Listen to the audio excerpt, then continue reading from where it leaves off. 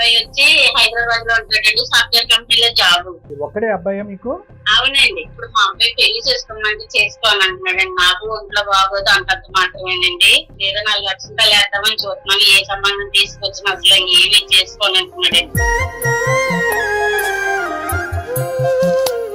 3 నెలలు పోతున్నాడండి. వచ్చినప్పుడు పెళ్లి సొచ్చేటప్పుడు ఇంట్లో సామాన్లన్నీ నేల చేసుకుంటున్నాడండి. వయసులో ఉండేటప్పుడు వచ్చే సంబంధాలన్నీ ఆ వంక ఈ వంక చెప్పి పడేసింది. ఒక్కటి రాని ఇలా లవ్ చేసిన అమ్మాయిని కూడా ఒప్పుకోవాలా. ఆ అమ్మాయి నా ఇంటి ఎదురుగానే దిగింది. 6 అడుగులు ఎత్తున్న అమ్మాయిని తెచ్చి నాకు కడుతుంది. మొన్నేమో సంబంధాలను పట్టుకెళ్తే అంకుల్ అంటుంది ఆ అమ్మాయి. ఏడ సార్ ఎలా పోతాను నేను సంబంధాలకి? నా ఏజ్ ఎంత సార్? 20 ఉండేటప్పుడు వస్తాను పెళ్లి. ఇప్పుడు 30-40 వచ్చేస్తుంది దగ్గరలో. ఇంకెప్పుడు సార్ నేను పెళ్లి చేసుకుని పిల్లలు ఎప్పుడు కట్టాను? నా బతుకు అయిపోయింది. ఇంకా బతుకు అయిపోయాక పెళ్లి అయితే నాకు అర్థం కాదు సార్. అతని ఆవేదన అతనిది.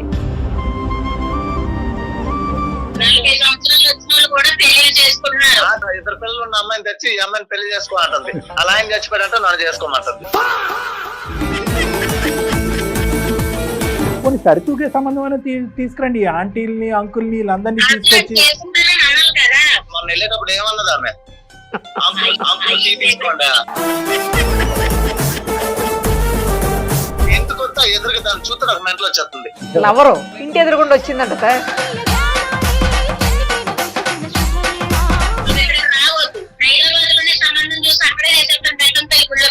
ఇక్కడ కూడా రెడీగా ఉన్నారు కావాలి సార్. అయితే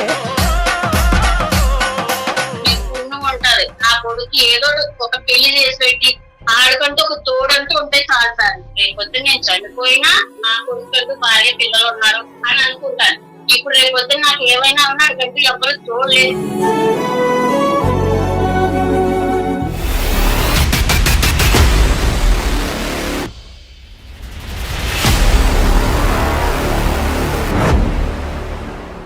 సుమన్ టీవీ అందమైన జీవితం కార్యక్రమానికి స్వాగతం. ప్రస్తుతం మనతో పాటు ఉన్నారు ప్రముఖ సైకియాట్రిస్ట్ డాక్టర్ కళ్యాణ్ చక్రవర్తి గారు. డాక్టర్ గారు నమస్తే అండి.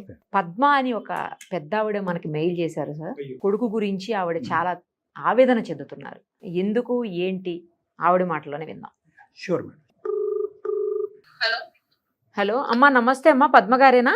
అవునండి. ఎవరండి మీరు? అమ్మా నేను నిరుపమ, సుమన్ టీవీ అందమైన జీవితం కార్యక్రమం నుంచి కాల్ చేస్తున్నాను. మీరు మాకు మెయిల్ చేశారు కదా, అందుకనే ఫోన్ చేశానమ్మా. నమస్కారం అమ్మా. మెయిల్ చేసి అంతేగా ఫోన్ చేస్తారని అసలు అనుకోలేదమ్మా. కానీ మీకు పెద్దవాళ్ళు కదా, మీకు మెయిల్ చేయటం ఎలా వచ్చింది? నాకు అదే అడుగుదాం అనుకుంటున్నా. లేదండి, వేరే వాళ్ళతో చేయించానండి. అదే అనుకున్నాను. ఓకే ఓకే, వేరే వాళ్ళతో చేయించారా? సరే అమ్మా. మనతో పాటు డాక్టర్ కళ్యాణ్ చక్రవర్తి గారు కూడా ఉన్నారు. ఒక్కసారి మీకు అసలు ఏం కష్టం వచ్చింది, ఎందుకు మీరు మాకు మెయిల్ చేయించారు, ఆ వివరాలన్నీ చెప్పాలమ్మా ఇప్పుడు. సరేనా? చెప్తానండి. నమస్తే పద్మ గారు. నమస్తే సార్. చెప్పండి అమ్మా. నా పేరు పద్మ అండి. అమ్మా. మా ఆయన గారు రీసెంట్ గానే చనిపోయారండి. అయ్యో. అబ్బాయి వచ్చి హైదరాబాద్ లో ఉంటాడండి. సాఫ్ట్వేర్ కంపెనీలో జాబ్. అబ్బా కాదు, ఒక్కడే అబ్బాయా మీకు? అవునండి. మీ వయసు ఎంత ఉండొచ్చు? బాబు వయసు ఎంత? బాబుకి 35 సంవత్సరాలండి. నాకు 56 సంవత్సరాలండి. ఓకే, చెప్పండి అమ్మా. ఇప్పుడు మా అబ్బాయి పెళ్లి చేసుకోమంటే చేసుకోవాలంటున్నాడండి. నాకు ఒంట్లో బాగోదు అంతంత మాత్రమేనండి. పెళ్ళి మా అబ్బాయికి కొంచెం ఏదో 4 లక్షలు వేద్దామని చూస్తున్నాను. ఏ సంబంధం తీసుకొచ్చినా అసలు ఏమీ చేసుకోవాలంటున్నాడండి. అంటే నేను చెప్పాలంటే చాలా మటుకు కారణం నేనేనండి. మీరు ఎలా కారణం అయ్యారు అతని పెళ్లికి కాకుండా ఉండటానికి? అంటే పోస్ట్ లోని చాలా సంబంధాలు వచ్చినాయండి. సంబంధాలు వస్తే నేనే కట్నానికి ఆశపడి ఈ సంబంధం కాబట్టి ఆ సంబంధం కాబట్టి ఇంకో సంబంధం ఏదో వస్తే వెళ్ళనేసి తొందరగా మేము ముందు కావాలండి. ఏంటంటే వాళ్ళకి ఇచ్చి కట్నంతో నేను ఇది అవుతానని కాదండి. ఆడు అని పిల్లలు బాగుంటాడు కదన్న ఇది కొద్ది. మాకు ఇది ఊర్లో 3 కోట్ల బిల్డింగ్ ఉన్నది. హైదరాబాద్ లో మా అబ్బాయి జాబ్ ఫ్లాట్ ఉన్నది.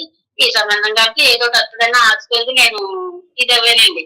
ఆశ అత్యాశ అయింది. ఇప్పుడు కట్నం లేదు, పెళ్లి లేదు. ఓ సంబంధం చూసాం చుట్టాల అమ్మాయిని. ఇప్పుడే ఇంతలా ఉన్నది, రేపొద్దు నీళ్ళు పోతుంది. పెళ్లి అయిన తర్వాత ఇంకా ఇంత లావ్ అయిపోతుంది, నాకు వద్దు అన్నాడు.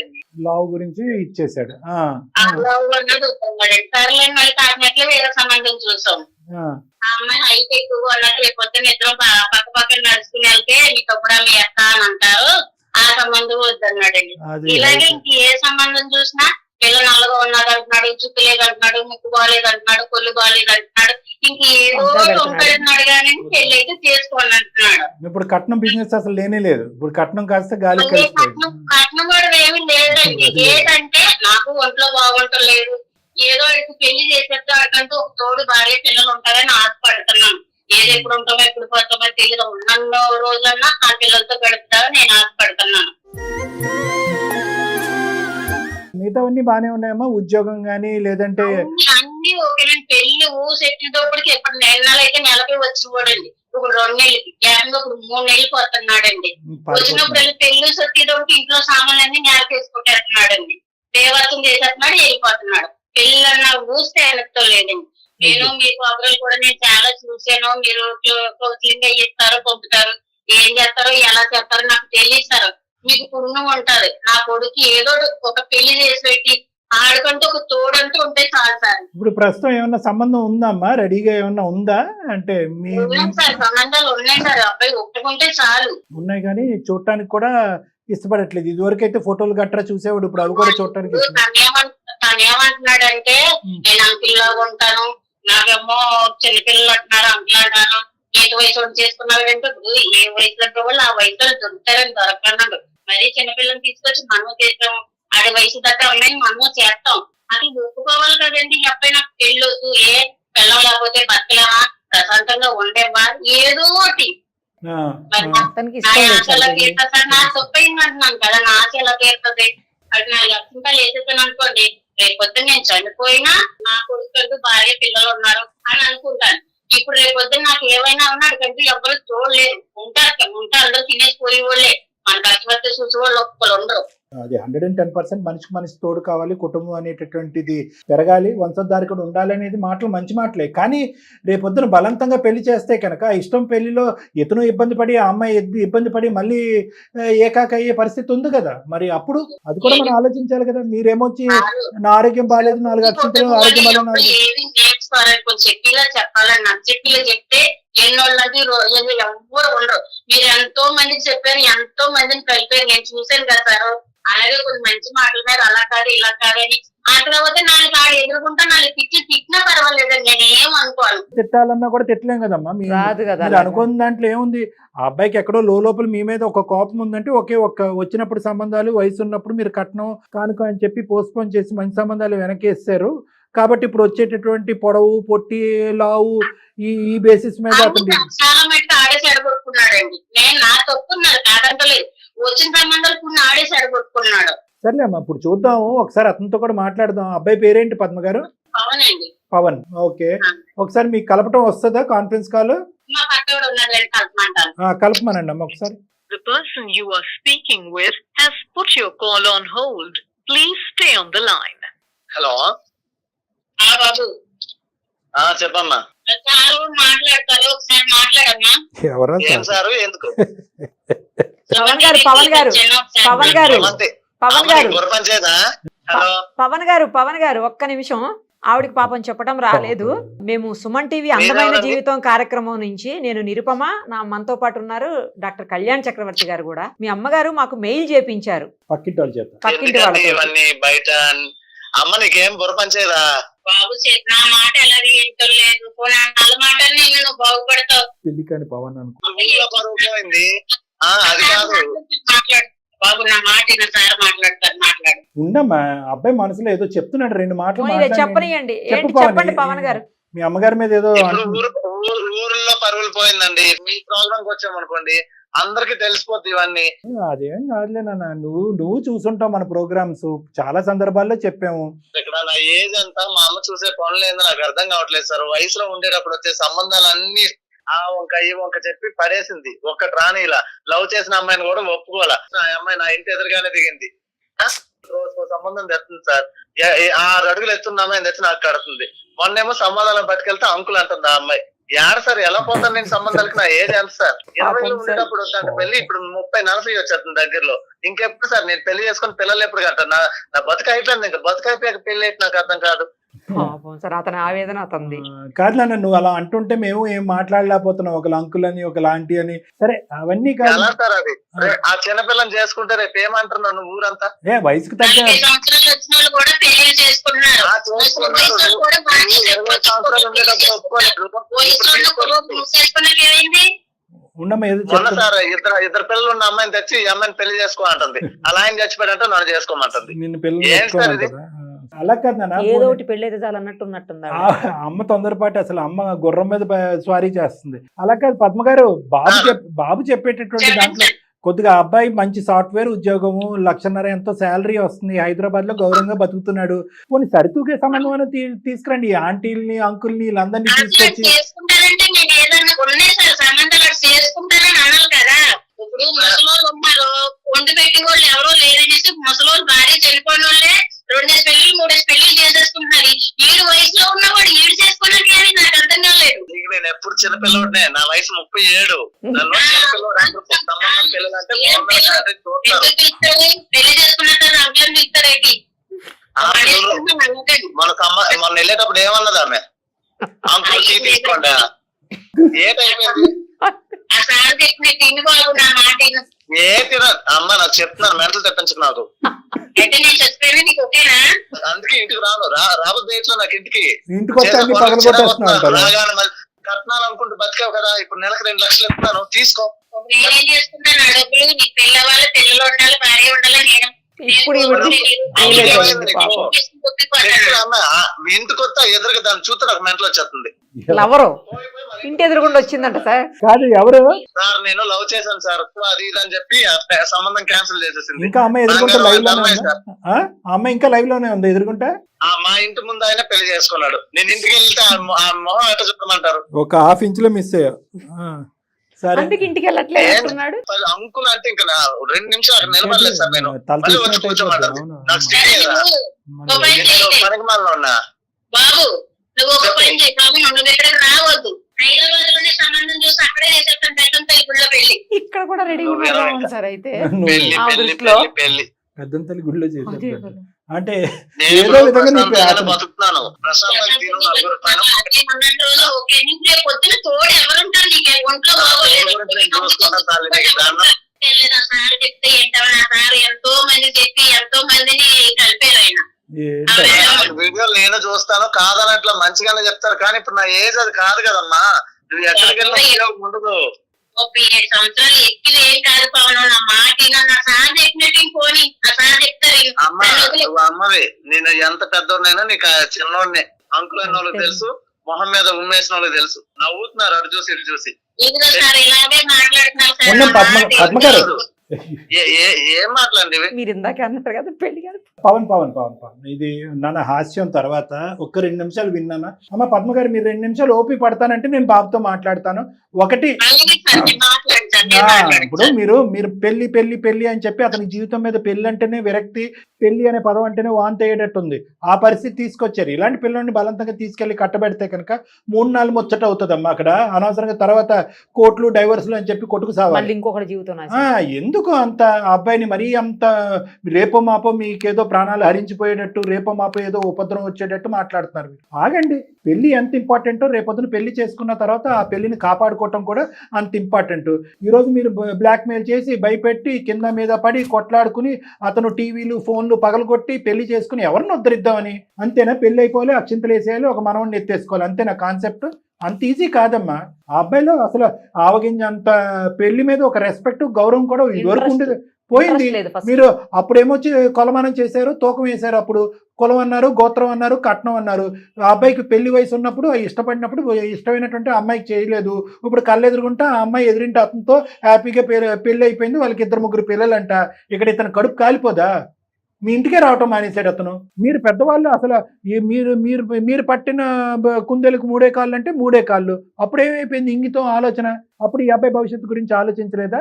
ఎందుకమ్మా తల్లిదండ్రులు ప్రతిదాన్ని చోట పిల్లల్ని ఏదో పావుల్లాగా వస్తువుల్లాగా వాడుకుంటారు? మీరు అనుకుంటే పెళ్లి, మీరు వద్దనుకుంటే పెళ్లి కాదు. మీకు కావాల్స్తే కోడలు కావాలి, వద్దనుకుంటే వద్దు. ఇంతేనా? బాగా చెప్పారు సార్. సరేలే. ఇప్పుడు అమ్మను కూడా అనేది ఏముంది నాన్న చనిపోయి సంవత్సరంన్నర అయింది. ఆ బాధలో కూడా ఆవిడ ఉంది. ఏదో షుగర్ బీపీ ఏవో ఉన్నాయని చెప్పి మెయిల్లో పెట్టింది. ఆరోగ్య పరిస్థితి కూడా అంతంత మాత్రం ఉంది, గుండె జబ్బు కూడా ఉందని. నేను నెలకు 1,00,000 పంపించి ప్రశాంతంగా ఊర్లో సార్ మాది పల్లెటూరు. ఓ 10,000 ఇస్తే ఇంటి చాకరీ అంతా చేసేటోళ్ళు ఉన్నారు. ఎక్కడెక్కడికో పట్టణాలకు పోయి 10,000 చేస్తున్నారు సార్. 10,000 ఇచ్చాయి, అదేం లెక్క ఆ 90,000 నీ దగ్గర పెట్టుకో. అంటే పనులు సొంతోళ్ళు పనోళ్ళు ఒకటైతారా? పవన్ పనులు పెట్టుకునే స్తోమత ఉంటే పెళ్లిళ్ళు అక్కర్లేదా? భార్య పిల్లలు అక్కర్లేదా? కోడళ్ళు అల్లుళ్ళు అక్కర్లేదా? అంటే డబ్బులతో అన్ని కొనేసుకోవచ్చు. నేను కాదనట్లేదు సార్, నా ఏజ్ ఇప్పుడు ఎంత సార్? ఏ, ఇంకో పవన్ 10 పవన్ సంవత్సరాలు అయితే నా బతుక అయిపోయినట్టే సార్. ఏం ఈ 10 సంవత్సరాల్లో ఎప్పుడు పిల్లల్ని అంటాను, ఎప్పుడు ఇంకా వాళ్ళకి ఎవరు ఉంటారు సార్ నేను లేకుండా? నువ్వు 57కి మీ అమ్మగారి వయసు అయిపోయింది అంటున్నావు, నువ్వు 37కే నీ వయసు అయిపోయింది అంటున్నావు. బిలే ఉన్నారు తల్లి కొడుకులు. అది కాదు కదా 37 ఏంటి? 37కి ఎందుకు అంత నువ్వు అంత ఇది అయిపోతున్నావు? చాలా మంది 34, 35, 36, 37 కూడా చేసుకుంటున్నారు. ఎటొచ్చి అమ్మకు వచ్చిన తొందరపాటు ఏంటంటే ఫిల్టర్ చేయకుండా ఎవడు దొరికితే వాడిని తీసుకొచ్చి అమ్మాయిని తీసుకొచ్చేసి క్యూలో పెట్టేసేటప్పటికి నీకు అసహ్యం కలుగుతుంది. అమ్మ అసలు మ్యాచింగ్ చూడట్లేదు. ఆవిడకున్న తొందరపాట్లు ఏంటంటే సార్ పెళ్ళే 3 పిల్లలు ఉన్నారు సార్, ఆమెకి తీసుకొచ్చి చేసుకో అంటుంది. మరీ టూ మచ్ అమ్మ పద్మ గారు, అసలు కరెక్ట్ గా లేదు. మంచి ఆమె నేను వాళ్ళ ఇంటికి వెళ్తుంటాను అప్పుడప్పుడు. ఎట్లా సార్ అనేది అమ్మ పద్మ గారు? ఒకటి ఇప్పుడు నేనేమంటున్నానంటే అమ్మ చూడండి, చిన్నపిల్లలకు కొంతమంది ఉంటారు స్కూల్ అంటే భయం అంటారు. తల్లిదండ్రులు ఏం చేస్తారు, అరే స్కూల్కి ఎప్పుడు వెళ్తావు, ఇప్పుడు వెళ్తావు, రేపు వెళ్తావు, ఎల్లుండి నుంచి వెళ్తావు అని చెప్పి స్కూల్ అంటే కనుక కొన్ని 2-3 రోజులు పోయిన తర్వాత, ఒక 2-3 వారాలు పోయిన తర్వాత ఆడి స్కూల్ అంటేనే వాంతి అవుతుంది. అలా చేస్తారు మీరు పెళ్లి గురించి. అంటే పెళ్లి అనేటటువంటిది ఒక అసహించుకుని ఏవగించుకుని పెళ్లి వద్దు అనే సబ్జెక్ట్ కాదు ఈ అబ్బాయి. పెళ్లి కాని ప్రసాద్ అలాగే ఏదో పెళ్లి కాని పవన్ అని అతను అనుకుంటున్నాడు కదా, ఆ క్యారెక్టర్ కానే కాదు. తనకు నచ్చినటువంటి అమ్మాయి తను చేసుకుని తన జీవితంతో ఒక అమ్మాయితో కలగందాం అనుకున్నాడు. ఆ కళ ఎవరో అంటున్నారు. ఇప్పుడు నేను అనేది ఏంటంటే అప్పుడు కోరికున్నటువంటి అబ్బాయి ఇప్పుడు కోరిక ఎలా చచ్చిపోతుంది? చచ్చిపోదు ఆ కోరిక. ఎటొచ్చి ఏంటంటే అది కట్ చేసింది మీరే, ఇప్పుడు 3 పిల్లలు ఉన్న తల్లిని తీసుకొచ్చింది మీరే. అంటే పెళ్లి ఎప్పుడు చేసుకోవాలి అనేది మీరే డిసైడ్ చేస్తారు, ఎవరిని చేసుకోవాలనేది డిసైడ్ చేస్తారు. పెళ్లికి ముందే పిల్లలు ఉండాలా లేదా అనేది కూడా మీరు డిసైడ్ చేస్తారా? నేనేమంటున్నానంటే పద్మ గారు, మీ వయసుకి నేను గౌరవిస్తున్నాను, మీ బాధను నేను అర్థం చేసుకోగలను. భర్త పోయిన తర్వాత వంశధారకుడు కొడుకు కంటే కనుక అది చూసుకుని మురిసిపోవచ్చు, నా ఆఖరి రోజులు హ్యాపీగా ముందుకెళ్ళిపోవచ్చు అనే ఆలోచనలో మీరున్నారు. కానీ దానివల్ల ఆ భయం వల్ల ఏమవుతుందంటే తొందరపాటుతనం పెరిగిపోయింది, అనాలోచితం పెరిగిపోయింది, భయం ఎక్కువైపోయింది. సో ఏమంటున్నారు, ఎవరో ఒకరు వస్తారు, ఇరుగు పొరుగు మీ చుట్టాలు అందరూ ఉంటారు కదా, ఏ పవన్కి ఎప్పుడు పెళ్లి చేస్తావు అని అంటూ ఉంటారు కదా. అది ఏమొచ్చి మీ కత్తుల్లో గుచ్చుకునేటప్పటికి ఎవరో ఒకరు ఏదో సంబంధం తీసుకొచ్చేటప్పటికి వద్దు, ఇది కుదురుతుంది, ఇది కుదరదు, పవన్కి ఇది నచ్చుతుంది, నచ్చదు అనే బేసిక్ అసెస్మెంట్ మీరు చేయట్లే. డైరెక్ట్గా వాళ్ళు ఫోటో ఇవ్వటం, ఇక్కడ ఫోటో ఇవ్వటం, పంపించడం, పెళ్లి చూపులు. ఎప్పుడు పెళ్లి చేయటం ఇంపార్టెంట్ కాదు, ఎటువంటి అమ్మాయిని తీసుకొస్తే కనుక పవన్ అంగీకరిస్తాడనేది మినిమం ఆలోచన మీరు చేయండి. ఏది తీసుకొస్తే అది తీసుకొచ్చేయటం వల్ల పవన్ ఏమైంది, ఆఖరి మీ మీద ఒక కోపం వచ్చేసింది, ఇంటి మీద కోపం వచ్చేసింది, ఒక ఏవగింపు, ఒక అసహ్యం కలిగేసి ఆఖరికి తల్లి కొడుకుల బంధం పోయింది. ఇక్కడ పెళ్లి అనే కాన్సెప్ట్తో పెళ్లి చేసుకున్న అతను సుఖపడతాడు, 2 పిల్లలు అంటాడు అనేది దూరం విషయం. తల్లి కొడుకుల బంధం తెగిపోయింది ఇక్కడ. చాలా బాధ. ఇప్పుడు సుమన్ టీవీ కలపాల్సి వస్తుంది. నువ్వు ఫోన్ చేస్తేనే అమ్మ తిన్నావా, బాగున్నావా, ఆరోగ్యం ఎలా ఉంది అనే మాటలు ఇద్దరు వైపు అడుక్కోకుండా, అరే బాబు సంబంధం తీసుకొచ్చాను పెళ్లి చేసుకుంటాం అనే మాట ఒకటే అతను వినిపించుకునేటప్పటికి అసలు మీ ఫోనే ఎత్తట్లేదు, మీ మొహమే చూడట్లేదు, మీ ఊరే రావట్లేదు. ఇదేనమ్మా పెళ్లి చేసి మనం ఉద్ధరించేది. కాబట్టి నేను అనేది ఏంటంటే పద్మ గారు, నేను ఇంకో 2-3 మాటలు పవన్తో మాట్లాడే ముందు మీ మనస్సాక్షి మీద మీరు చెయ్యేసుకుని అనవసరంగా నేను తొందరపడను, కొంతకాలం దీనికి ఒక వ్యవధినిస్తాను, కొంతకాలం అంటే కనుక ఇంక 3 సంవత్సరాలు నన్ను కాదు, కొంతకాలం ఈ టాపిక్ తప్ప కొన్ని వారాలు, కొన్ని నెలల పాటు ఈ టాపిక్ తప్ప ఒక తల్లి కొడుకులు సర్వసహజంగా మాట్లాడుకునే మిగతా టాపిక్లు అన్నీ మాట్లాడుకోండి, బాబుని ఇంటికి రానివ్వండి, ఎవరైనా పవన్కి పెళ్ళి ఎప్పుడు అంటే కనుక నోరు మూసుకోండి అని చెప్పి మర్యాదపూర్వకంగా వాళ్ళకి చెప్పండి. ఇదే సబ్జెక్టు మీద ఏ డిస్కషన్ మీ ఇద్దరి మధ్యన కానీ, మీ ఇరుగు పొరుగు మధ్యలో కానీ, మీ చుట్టాలలో కానీ జరగకూడదు. కొంతకాలము వ్యవధినివ్వండి, గ్యాప్నివ్వండి, బాబుని సేద తీరనివ్వండి, ఊపిరి పీల్చుకోనివ్వండి ప్లీజ్.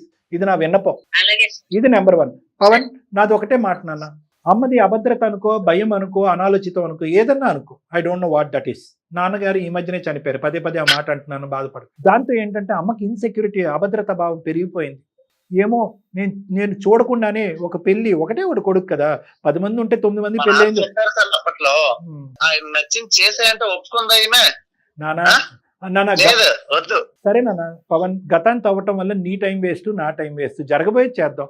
అమ్మ ఇప్పటి నుంచి కొన్ని రోజులు గ్యాప్ వరకు పెళ్లి అనేటటువంటి ప్రస్తావన తీసుకురాదు. తర్వాత నెంబర్ 1. నెంబర్ 2, దయచేసి నీ వయసును ఓవర్ ఎస్టిమేట్ చేయొద్దు. ఈరోజు కాళ్ళు చేతులు అన్నీ బాగానే కదులుతున్నప్పుడు అన్నీ బాగానే ఉంటాయి, రేపొద్దున నా అనేటటువంటి తోడు కావాల్సినటువంటి అవసరం ఉంది. పెళ్లి యొక్క ప్రాముఖ్యత గురించి నన్ను మాట్లాడమంటే కంటిన్యూస్గా ఒక 10 గంటలు మాట్లాడతాను, కానీ ఇప్పుడు అంత టైం లేదు కాబట్టి అది కూడా నేను మాట్లాడట్లేదు. నువ్వు పెళ్లి అనేటటువంటి సబ్జెక్ట్ పదే పదే అమ్మ నీ దగ్గర తీసుకురావటం వల్ల నీలో ఒక చిరాకు కోపం ఏర్పడిందని నాకు అర్థమైంది. అమ్మ స్టెప్ బ్యాక్ అవుతుంది. ఈ సబ్జెక్ట్ గురించి అమ్మ కానీ నీకు నచ్చినటువంటి నీ కుటుంబ సభ్యులు ఎవరు కానీ నీ స్నేహితులు కానీ ఎవరు కూడా మాట్లాడకుండా మనం ఒక ఏర్పాటు చేద్దాం. కానీ దయచేసి నీ వయసును ఓవర్ ఎస్టిమేట్ చేయొద్దు. దయచేసి ఇంకా పెళ్లి వద్దు, నాకు వయసు మీరిపోయింది అనే ముద్ర నీ మీద నువ్వు వేసుకోవద్దు. నీకు సరితూగేటటువంటి సంబంధం తీసుకొచ్చేటటువంటి బాధ్యత మీ అమ్మగారు రానున్న రోజుల్లో తీసుకుంటారు. ఒకప్పుడు ఆవిడకి అర్థం కానటువంటిది, బోధపడినటువంటిది, ఆలోచన లేనటువంటి పరిస్థితి వస్తాయి కనుక అటువంటి సంబంధాలు ఎంచేటటువంటి ప్రక్రియలో నేను కూడా ఇన్వాల్వ్ అవుతాను కావాలంటే. ఎందుకంటే అమ్మకి ఇప్పుడు సపోర్ట్ సిస్టమ్ ఎవరు లేరు. ఎవరో ఏదో సంబంధం తీసుకొస్తే వెంటనే ఒకసారి నేను నీతో మాట్లాడి నీ ఇష్టాలు ఏంటి అనేది తెలుసుకున్న తర్వాత అమ్మకి అటువంటి పెళ్లి సంబంధాలు చూసేటటువంటి హెల్ప్ ఏదైనా కావాలంటే అది నేను కానీ నిరుపమ మేడం కానీ మీ అందరూ కూడా మీ అమ్మగారికి నేను హెల్ప్ చేసి సరితూగేటటువంటి సంబంధం, ఒక 10 సంబంధాలు వచ్చినాయి అనుకో, నీకు నీ ఇష్టాలు బట్టి సరితూగేటటువంటి సంబంధమే నీ ముందు ప్రవేశపెట్టడానికి ప్రయత్నం చేస్తాం. కానీ దానికంటే ముందు నీ సైడ్ నుంచి మాకు కావాల్సింది ఏంటంటే అమ్మని అసహించుకోవద్దు, అమ్మని తిట్టుకోవద్దు, అమ్మ మీద అగౌరవంగా మాట్లాడే పరిస్థితులు వద్దు. నాకు ఇష్టమే సార్. ఈ పెళ్లి విషయంలో తప్ప నాకు ఎవరున్నారు సార్ చెప్పండి మీరు. సరే, ఇప్పుడు నేనేమంటున్నానంటే ఫస్ట్ ఆఫ్ ఆల్ ఒక తల్లి కొడుకులాగా మీరిద్దరూ ఉండండి. ఈ పెళ్లి అనే సబ్జెక్ట్ వల్ల మీ ఇద్దరి మధ్యన దూరాభారం పెంచుకోకండి. అమ్మ దగ్గర కలిసి వస్తూ ఉండు, ఊరెళ్ళు, అమ్మతో పాటు కూర్చో, అమ్మ చేసినటువంటి కమ్మటి భోజనం తినిరా, అక్కడ నిద్రించు. అది కూడా ఆ అమ్మకు కూడా ఆ గ్యారంటీ, నా కొడుకు నాకు దూరం అవ్వట్లేదనే గ్యారంటీ. ఆ పిచ్చి తల్లి ఏం చేస్తుందంటే పెళ్లి చేసేస్తే కనుక నీకు ఒక తోడు వస్తే కనుక ఆవిడ హ్యాపీగా ఉండొచ్చు అనేటటువంటి బాధ భయంతో ఆవిడకి నీతో ఉండే బంధం ఏమైపోతుందని కూడా ఆలోచించట్లేదు ఆవిడ. నాకు ఆ విషయం అర్థం అవుతుంది, కానీ ఎప్పుడైతే నేను ఈ పెళ్ళికి వెళ్తున్నానో అంకులు ఈ పెళ్లి కాని ఇవన్నీ మాట్లాడినాక వెళ్ళి మాట్లాడేది అవసరమా? అంత దూరం వెళ్ళి నచ్చలేదంటే అది ఎలా నేను తీసుకోవాలి? అవన్నీ అర్థమైంది. నేను మాట్లాడింది కూడా అర్థమైంది కదా. పెళ్లి అనేది అప్పుడే డిలీట్ చేయవలసిన అవసరం లేదు. నీకు వయసు మితిమీరిపోలేదు. అమ్మ నీకు సరితూగేటటువంటి సంబంధాలు అమ్మ తీసుకొస్తుంది. ఒకప్పుడు అమ్మకి ఆ కెపాసిటీ లేకపోతే అమ్మకి నేను నిరుపమ మేడం హెల్ప్ చేసేటటువంటి ప్రక్రియలోకి కూడా దిగుతాము. Please, okay? ఇంతవరకు నాకు నిరుపమ మేడంకి ఇద్దరికి నువ్వు చక్కగా కోఆపరేట్ చేసినందుకు థ్యాంక్ యూ నాన్న. ఈ మాత్రం మాట్లాడతామని కూడా మేము అనుకోలేదు. ఏమన్నా అసందర్భంగా మేము ఏమన్నా నవ్వి ఇంకో విధంగా హాస్యాస్పదంగా ఏమంటే క్షమించు. సరేనన్నా, సరే, మనం మళ్ళీ ఒకసారి కలుద్దాం హైదరాబాద్ లో. ఈ లోపల అమ్మతో ఒక 2 మాటలు మాట్లాడాలి. నువ్వు ఫోన్ పెట్టేసాను. Okay, bye Pawan. God bless you, all the best. Bye. మీరు కట్ చేసేయండి. నువ్వు పెట్టేనన్నా, అమ్మతో మాట్లాడు. పద్మ గారు 2 నిమిషాలు వినండి అమ్మా. ఆ అబ్బాయి మాట్లాడేటటువంటి ప్రతి మాటలో ఒక అర్థం ఉంది. అసందర్భంగా అనవసరంగా పనికిరాని మాట ఒక్కటి కూడా మాట్లాడలేదు ఆ అబ్బాయి. చక్క చదువు తగ్గట్టుగా ప్రవర్తించాడు, ఉద్యోగం తగ్గట్టుగా ప్రవర్తించాడు, మీరు పెంచినటువంటి విధంగా మాట్లాడాడు. అన్నీ కూడా బ్యాలెన్స్డ్గా ఉన్నాయి. అలాంటి అబ్బాయికి ఏదో దొరికితే ఒక అమ్మాయిని చేసేద్దామనే ఆలోచన ప్రధానంగా తల్లిగా మీకు ఉండకూడదు. చక్కటి పిల్ల, ఓకే, ఆలోచన ఉన్నటువంటి పిల్ల, వయసుకు తగ్గట్టు పిల్ల. మీరు ఏది పడితే తెచ్చేటమే మేడం. పిల్లల్ని, మనవల్ని, మనవరాణిలో ఉన్న వాళ్ళందరినీ తీసుకొచ్చి క్యూ కట్టేస్తే ఆడికి అసలు పెళ్లి మీద ఇష్టమే పోయింది, చచ్చిపోయింది ఇష్టం.